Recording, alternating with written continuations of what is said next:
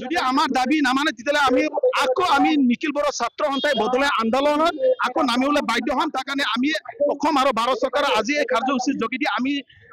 Request কৰিব বিচাৰো যে 2026 আগত যেন তেখেতসকলে আমাৰ যি কোটা দিছিল আৰু তেখেত অমিত শ্বাহ ডাঙৰীয়া যেতিয়া নিখিল বড়ো ছাত্ৰ সন্থাৰ 57 যি অধিৱেশন হৈছিলে কোকৰাঝাৰৰ যি দতমাৰ তেখেতে আহি আমাক নিজকে ক'লে, সি নিজে আমাক আহি ক'লে যে অহা 2026 আগে 100%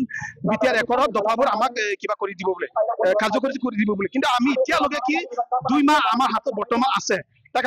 কাৰণে আমি বিশ্বাস কৰিব পৰা নাই। তাৰ কাৰণে নিখিল বড়ো ছাত্ৰ সন্থাই আজি এই কাৰ্যসূচীৰ যোগেদি আমি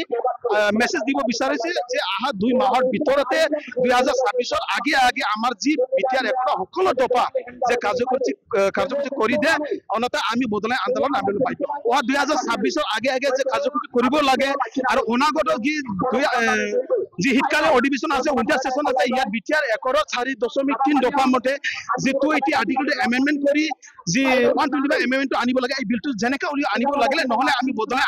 আন্দোলন নামিবলৈ আকৌ আমি বাধ্য হ'ম। নিখিল বড়ো ছাত্ৰ সন্থাৰ নিৰ্দেশত কেন্দ্ৰ কমিটিৰ নিৰ্দেশত আজি শোণিতপুৰ জিলা নিখিল বড়ো ছাত্ৰ সন্থাই আজি ঢেকিয়াজুলি বয়জ হাইস্কুলৰ ফিল্ডৰ পৰা এই চাৰ্কেল অফিচলৈকে আমি এই ৰেলী কাৰ্যসূচী ৰাখিছোঁ। ইয়াৰ মূল কাৰণটো হৈছে যে 2020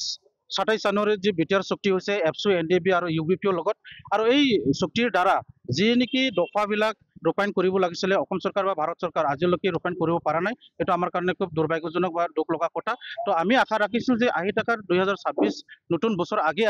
আৰু উইণ্টাৰ ছেশ্যনত যি পাৰ্লিয়ামেণ্ট হ'ব আৰু আহি থকা আসাম এছেম্বলি ইলেকশ্যন আছে, ইয়াৰ আগে যাতে আমাৰ যি বিটিআৰ চুক্তিৰ সকলো দফাটো যাতে ৰূপায়ণ কৰে, যি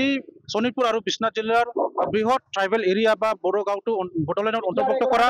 আৰু আমাৰ ফৰেষ্ট ৰাইট এক্ট 2006 আইনৰ দ্বাৰা যি লেণ্ড টাইটেল চাৰ্টিফিকেট দিয়া, এই লেণ্ড চাৰ্টিফিকেট আজিলৈকে দিবলৈ সক্ষম হোৱা নাই। তো এইবিলাক দিব লাগে, আৰু 6.3 দফাৰ দ্বাৰা যি স্কুল প্ৰভিঞ্চিয়েলাইজ হ'ব লাগিছিলে এইবিলাক হোৱা নাই। তো আমি আশা ৰাখিছোঁ যে কেন্দ্ৰীয় কমিটিৰ যি ডাইৰেক্ট ফাইনেন্স 6 মাহৰ ভিতৰত 1500 কোটি টকা BTC কাউন্সিলত দিয়া কথা কিন্তু আজিলৈকে দিবলৈ সক্ষম হোৱা নাই। তো আমি কেন্দ্ৰ চৰকাৰ অসম চৰকাৰৰ দাবী ৰাখিছোঁ যাতে অতি সোনকালে আমাৰ এই বিটিআৰ চুক্তিটো ৰূপায়ণ কৰে, আৰু অনাগত দিনত যাতে আমাৰ যি কাউন্সিলৰ যি মৰ্যাদা এইটো মৰ্যাদা ৰাখিবলৈ। যদি আমাৰ দাবী নামানে তেতিয়াহ'লে আমি নিখিল বড়ো ছাত্ৰ সন্থাই বদলাই আন্দোলনত আকৌ নামিবলৈ বাধ্য হ'ম। তাৰ কাৰণে আমি অসম আৰু ভাৰত চৰকাৰৰ আজি এই কাৰ্যসূচীৰ যোগেদি আমি ৰিকুৱেষ্ট কৰিব বিচাৰো যে 2026 আগত যেন তেখেতসকলে আমাৰ যি কোটা দিছিল আৰু তেখেত অমিত শ্বাহ ডাঙৰীয়া যেতিয়া নিখিল বড়ো ছাত্ৰ সন্থাৰ 57 যি অধিৱেশন হৈছিলে কোকৰাঝাৰৰ যি দতমাৰ তেখেতে আহি আমাক নিজকে ক'লে, সি নিজে আমাক আহি ক'লে যে অহা 2026 আগে 100% বিটিআৰ একৰৰ দফাবোৰ আমাক কিবা কৰি দিব বোলে, কাৰ্যকৰী কৰি দিব বোলে। কিন্তু আমি এতিয়ালৈকে কি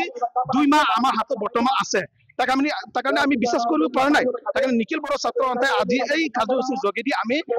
মেছেজ দিব বিচাৰিছে যে অহা 2 মাহৰ ভিতৰতে 2026 আগে আমাৰ যি বিটিআৰ একৰৰ সকলো দফা যে কাৰ্যকৰী কৰি দিয়ে, অন্যথা আমি বদলাই আন্দোলন নামিবলৈ বাধ্য।